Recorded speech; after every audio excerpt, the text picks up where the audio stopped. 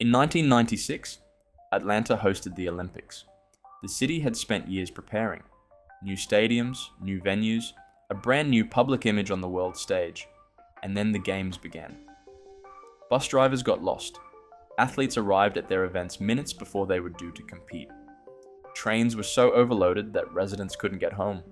The IOC publicly called it an unmitigated transport disaster, and then spent the next 3 decades making sure it never happened again.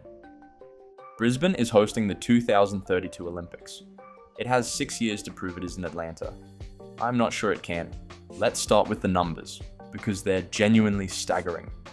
Brisbane's transport system needs to absorb an unprecedented surge of over 2 million additional daily trips during the Games period, while simultaneously serving a region whose population is already growing faster than its infrastructure can keep up with.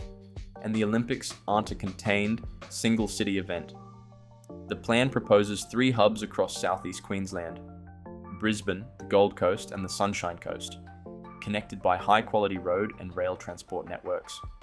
That's a 200-kilometre corridor, venues from across the coast, athletes, officials, media, and hundreds of thousands of spectators moving between hubs, potentially on the same day.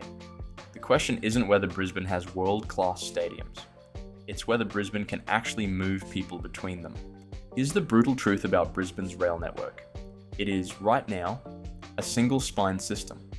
Almost every line funnels into the same bottleneck: the Merivale Bridge, a 2-track crossing over the Brisbane River that has been operating at capacity for years. That's the whole reason Cross River Rail exists.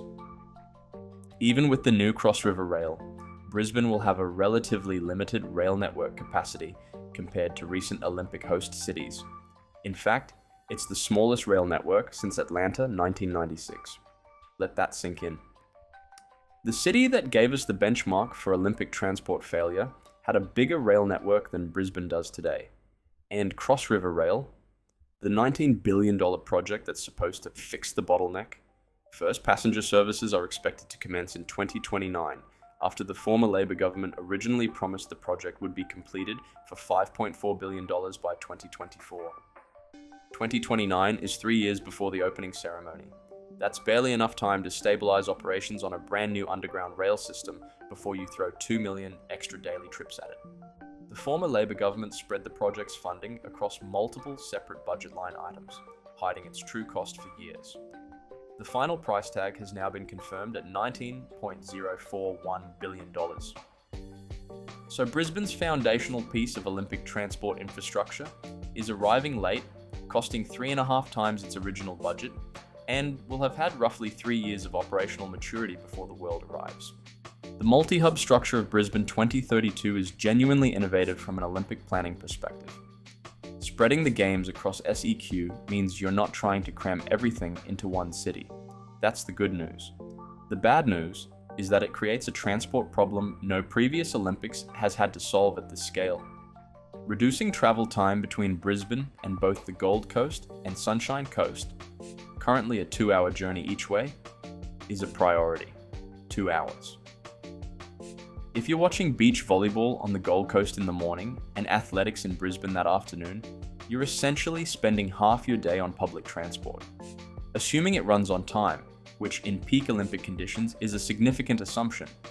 Critical infrastructure projects like the Gold Coast Faster Rail Link and the Sunshine Coast Rail Extension are designed to serve both immediate Olympic needs and future commuter demand. These are real projects, but faster rail doesn't get you from Brisbane to Surfers Paradise in under an hour.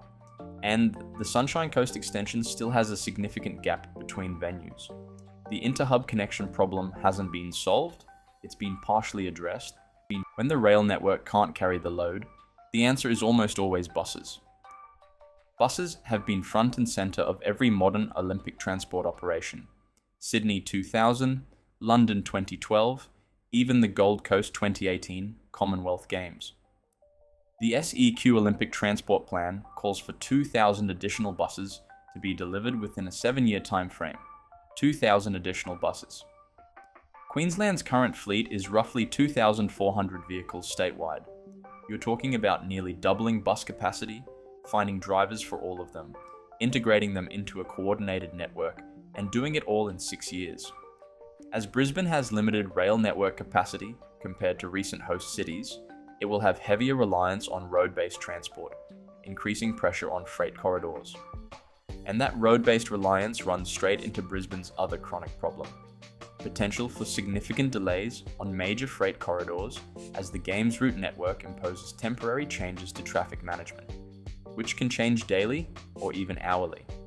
This is exactly what broke Atlanta. Not a lack of planning, a lack of flexibility when plans met reality. Every Olympics teaches lessons.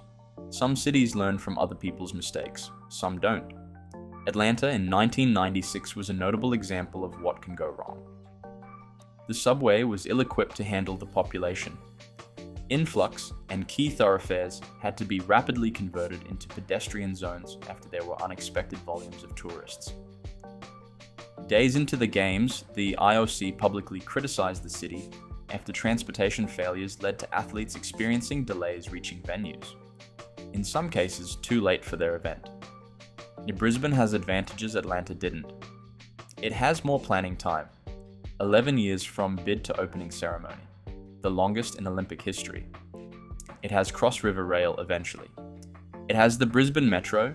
It has a Gold Coast light rail network. But it also has a structural problem Atlanta didn't face. Its venues aren't in one city, they're spread across a 200-kilometer coastal strip, connected by rail lines that weren't designed for this kind of demand, and roads that are already congested on a normal Tuesday. So can Brisbane handle it? Here's my read. The core Brisbane transport network, Cross River Rail plus Brisbane Metro plus upgraded rail signalling, will probably be functional by 2032. Probably.